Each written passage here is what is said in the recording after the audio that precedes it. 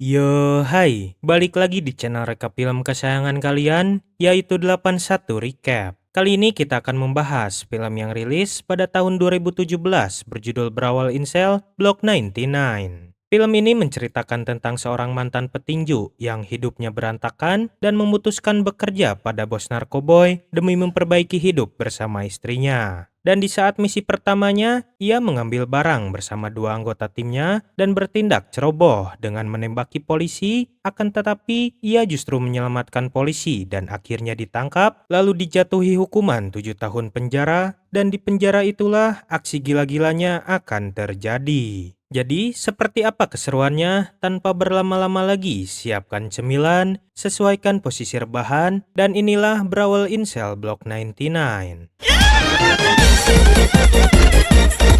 Cihuy. Dia takutnya.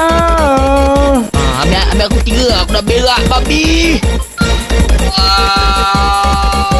Kisah berfokus pada seseorang yang bernama Bradley Thomas. Kita panggil saja beliau Bradley. Dirinya merupakan seorang mantan atlet petinju yang kini telah pensiun dan memilih menjadi seorang montir atau mekanik bengkel. Namun entah karena alasan apa, si bos tiba-tiba memanggilnya dan tanpa banyak basa-basi, si bos langsung memecat dirinya. Am I getting laid off? I'm sorry. I'll clear out my locker.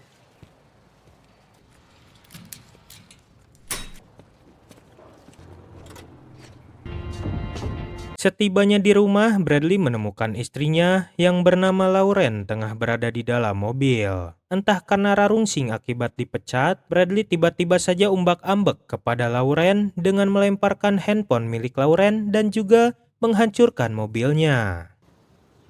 Get in the house.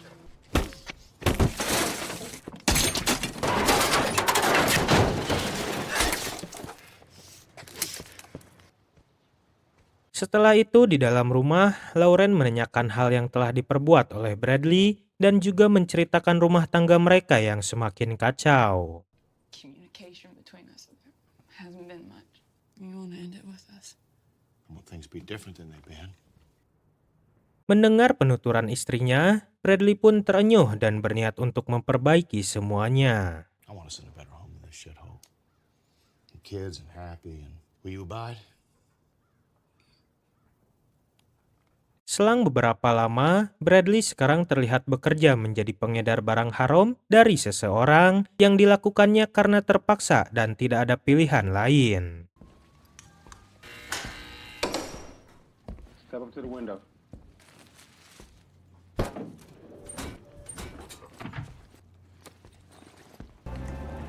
Saat pulang ke rumah, Bradley melihat istrinya yang sedang memasak di dapur dan langsung melarangnya. Dan akhirnya diketahui bahwa Lauren kini tengah hamil besar alias mendekati kelahiran, dan atas hal itulah Bradley melarang Lauren untuk melakukan hal-hal berat dan senantiasa tetap beristirahat.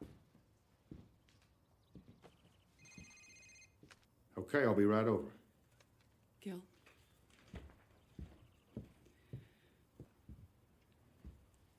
Setelah itu Bradley pergi ke sebuah rumah milik si bandar barang haram yang bernama Jet Sky. Jet Sky terlihat sedang bermain biliar, lalu Bradley pun memberikan kabar istrinya yang sebentar lagi akan melahirkan. Jet Sky memberitahu Bradley bahwa dirinya akan bekerja sama dengan bandar barang haram dari Meksiko dan ingin Bradley membantunya. Tak lama kemudian datanglah si bandar yang bernama Eleazar bersama anak buahnya. During the pickup, and this is Roman, the other. I'm not doing a pickup with him. And for what reason? He looks like he's using. Saat sedang berbincang-bincang, terjadi sedikit perselisihan karena Bradley tidak ingin bekerja sama dengan mereka. Dan setelah diberitahu oleh Jet Sky, Bradley pun setuju. We're good. I'll go. If something comes up, I got the reins. Malam harinya, Bradley bersama dua orang bawahan dari Eleazar, yang kita panggil saja mereka Badul dan Abdel. Mereka terlihat mengunjungi sebuah dermaga, lalu pergi ke tengah laut dengan tujuan untuk mengambil barang yang akan dikirimkan oleh mereka.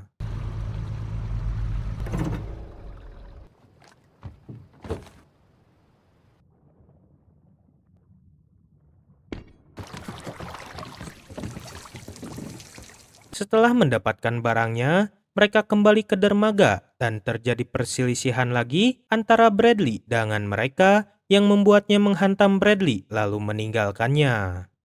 Down, we'll pick him up later. Blanco, release him.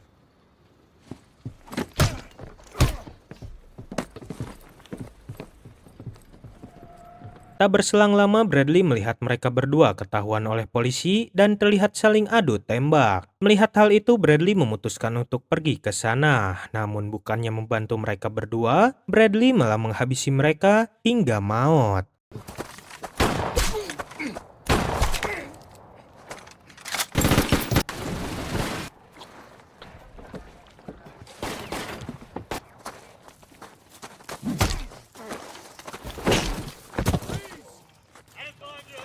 Alhasil, dirinya lah yang ditangkap dan dibawa oleh polisi. Keesokan harinya di kantor polisi terlihat Bradley yang dihampiri oleh ketua polisi. Mereka pun berbincang-bincang cukup lama. Setelah itu, Bradley juga didatangi oleh Lauren yang tampak sedih. Bradley meminta Lauren untuk jangan mengkhawatirkan kondisinya dan tetap fokus kepada kondisi kehamilan dirinya.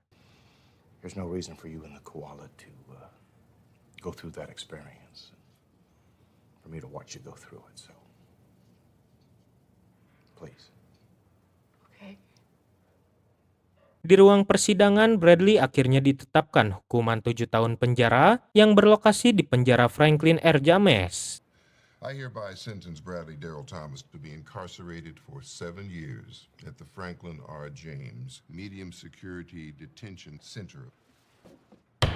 Bradley pun langsung diantarkan menuju penjara. Sesampainya di sana, Bradley diperintahkan untuk mengikuti seluruh prosedurnya sampai tibalah saat pemeriksaan dengan melucuti seluruh pakaian dan barang-barang yang dibawa oleh Bradley. Thomas? Yes. Underwear on till I tell you to lower them. I figured. Isn't A minus? Setelah itu Bradley menghampiri seseorang yang akan mengantarkannya ke sel yang bernama Pak Lukman. Lalu sembari menuju ke sel, Pak Lukman mengobrol dengan Bradley tentang informasi penjara, bagaimana Bradley bisa masuk ke sini dan lain-lain. How long been in here? 28 years. What floor is my cell on? The scenic. Sesampainya di depan sel tahanan, ada seorang polisi yang mengenali Bradley pada saat dirinya masih menjadi atlet petinju. Dan si polisi itu mengejek Bradley, namun dirinya sama sekali tidak menggubris perkataan dari si polisi. I do the inspections too. I call out inspection. Box? No, Boxing program here. A good one. I'm one of the coaches. not interested. Lalu Bradley pun diantarkan masuk ke selnya oleh Pak Lukman. Seperginya Pak Lukman, Bradley kembali ambek-ambekan dengan meninju-ninju dinding di kamar sel tersebut.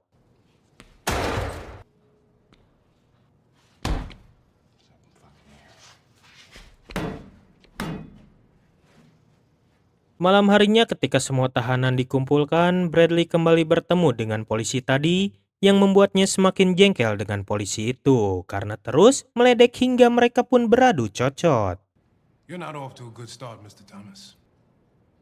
You hear that buzzer, you come out and get counted. No delay. Like the bell at the beginning of a boxing match. Ding ding. Di sisi lain, Lauren sedang tertidur pulas, namun harus terbangun oleh suara seseorang. Dengan sigap, Lauren mengambil pistol yang ada di kamarnya dan berjaga-jaga. Namun, tiba-tiba...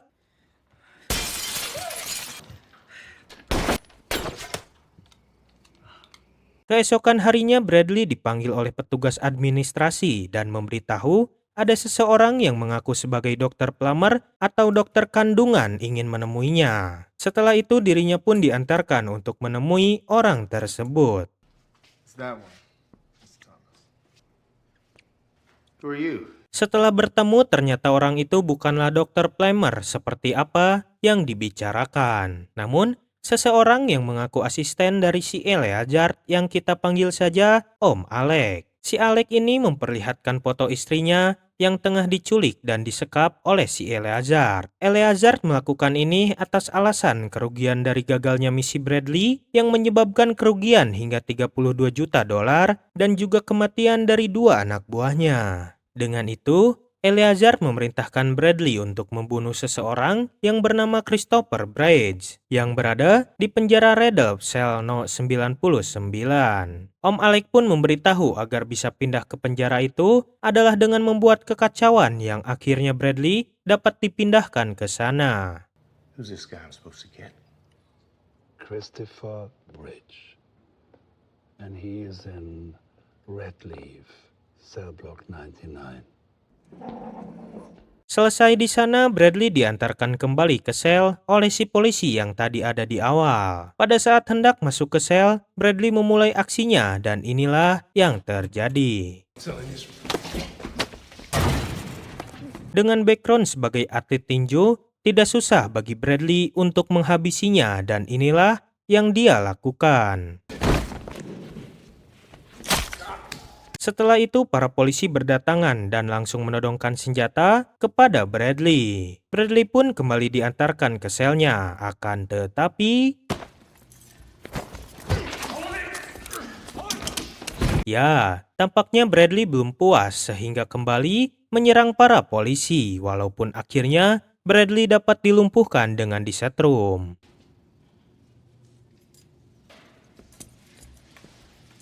Inspector. Dan benar saja, keesokannya Bradley diputuskan untuk dipindahkan ke penjara Redleaf. Sesampainya di sana, Bradley disambut oleh ketua penjara setempat yang kita panggil saja ia Samsul. Samsul pun memberitahu Bradley untuk jangan sekali-sekali membuat keonaran karena penjara ini dikenal dengan kekejamannya, juga para napi yang spek pembunuh semua. Do you understand? I do, sir. The men here aren't like those faggots over there at the fridge.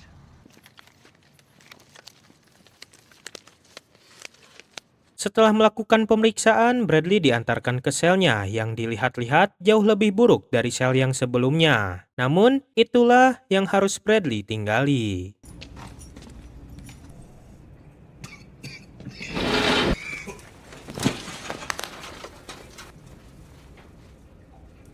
Setelah beberapa saat, Bradley kembali dihampiri oleh polisi yang mengajaknya untuk bertemu dengan napi lain yang sedang berolahraga. Sesampainya di sana, Bradley dihampiri oleh seseorang yang bernama Decker. Ini bebenguknya.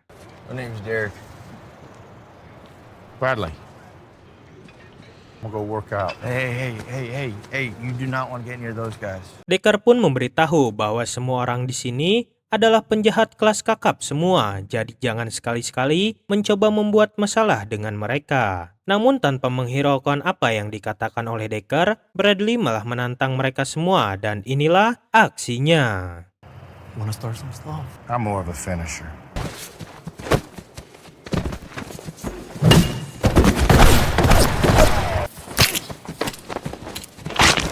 Setelah keributan itu, para polisi datang dan langsung menodongkan senjata.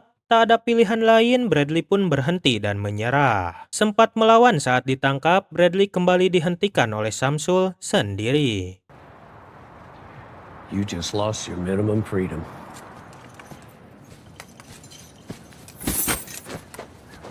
Going to 99.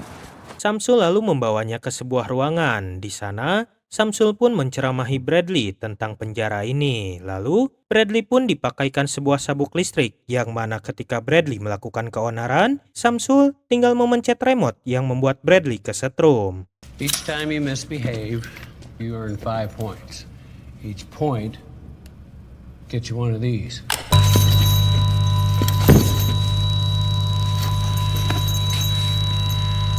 Beralih ke Lauren yang tengah disekap oleh Om Alec. Lalu, datang juga seorang pria berwajah Jepang yang berprofesi sebagai dokter, yang mana Eleazar berencana menggugurkan kandungan si Lauren dengan cara yang halus oleh si dokter itu, jikalau Bradley tidak berhasil dengan membunuh si Christopher. Bradley yang sedang melamun kembali dihampiri oleh polisi yang memintanya untuk ikut. Bradley pun ditunjukkan ke sebuah ruangan yang alangkah terkejutnya Bradley ketika melihat sudah ada si Eleazar bersama antek-anteknya. kehadirannya di penjara itu adalah tiada lain untuk menghabisi Bradley sendiri, dan perintah untuk membunuh si Christopher itu hanyalah siasat belaka dari si Eleazar. Dan ternyata polisi di sana telah bersekongkol dengan si Eleazar. Lalu si polisi memberikan remote sabuknya kepada Eleazar. Dan dengan itu pula Eleazar bisa sesuka hati menyiksa Bradley. Tak lama kemudian antek-antek si Eleazar menghajar Bradley hingga terkulai lemas.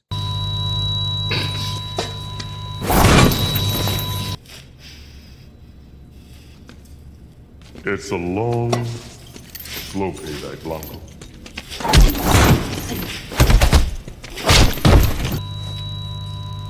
Bradley pun dikembalikan ke dalam selnya dengan digusur oleh polisi. Setibanya di sel, Bradley mendapatkan pujian dari napi tetangganya atas keberaniannya. Bradley pun diberi makan oleh polisi yang terlihat ala kadarnya.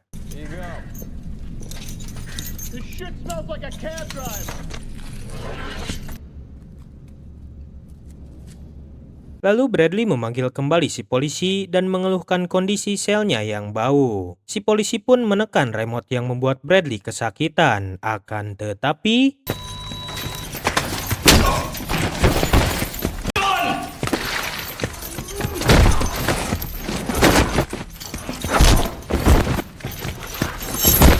terlihat kedua polisi itu kesulitan dalam menghadapinya. Bradley pun meminta kunci borgolnya dan dengan sedikit gertakan polisi itu pun memberikannya.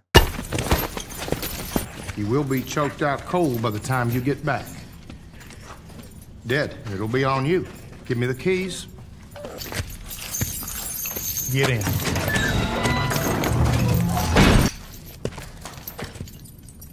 Setelah terlepas dari borgol dan sabuk setrum, Bradley pergi menghampiri ruangan si Eleazar. Tanpa basa-basi, Bradley langsung menghabisi satu orang yang menyerangnya, dan inilah yang dia lakukan.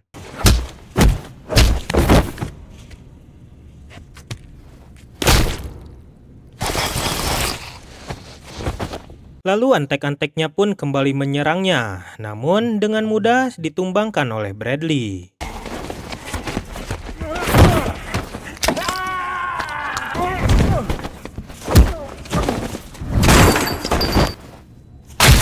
Kini tinggal Eleazar seorang. Bradley meminta Eleazar untuk melepaskan Lauren, namun Eleazar menolak yang membuat Bradley mematahkan satu kakinya. Do this the other way. Make no such phone call. Lalu Bradley mengambil HP milik Eleazar dan menghubungi si Om Alec untuk melepaskan istrinya. Plans have changed. Di markas, Om Alec pun membatalkan operasinya dan hendak melepaskan si Lauren. Om Alec bersama si dokter pun mengantarkan Lauren ke rumah si Jet Sky yang terlihat telah menunggunya. Ketika Lauren telah aman dan mobil Alec berjalan mundur, Jet Sky langsung mengambil senapannya dan langsung menembak si Alec. Lauren pun merebut senjata di tangan Jet Sky lalu membidik si dokter dan... Give me the rifle.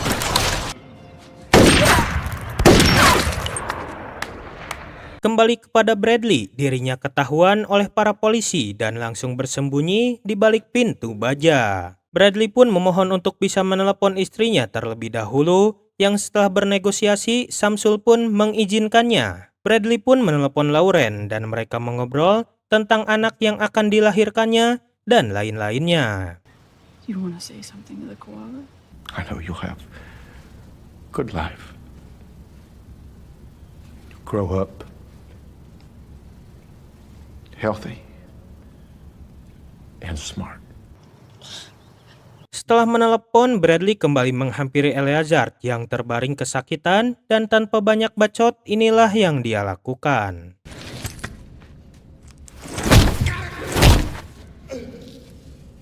Setelah itu Bradley pun menyerahkan dirinya yang akhirnya langsung ditembaki oleh Samsul hingga almarhum dan film pun tamat. Pesan-pesan yang dapat kita ambil adalah film ini mengajarkan bahwa kehidupan adalah rantai konsekuensi dari setiap pilihan. Bradley bukan orang jahat, tapi satu keputusan buruk dapat menyeret manusia ke tempat tergelap yang tak pernah dibayangkan. Ia mengajarkan bahwa loyalitas dan cinta kepada keluarga dapat menjadi cahaya terakhir bahkan di tengah-tengah kekacauan. Terima kasih telah menonton. Jangan lupa like, share, dan subscribe. Dan ciao!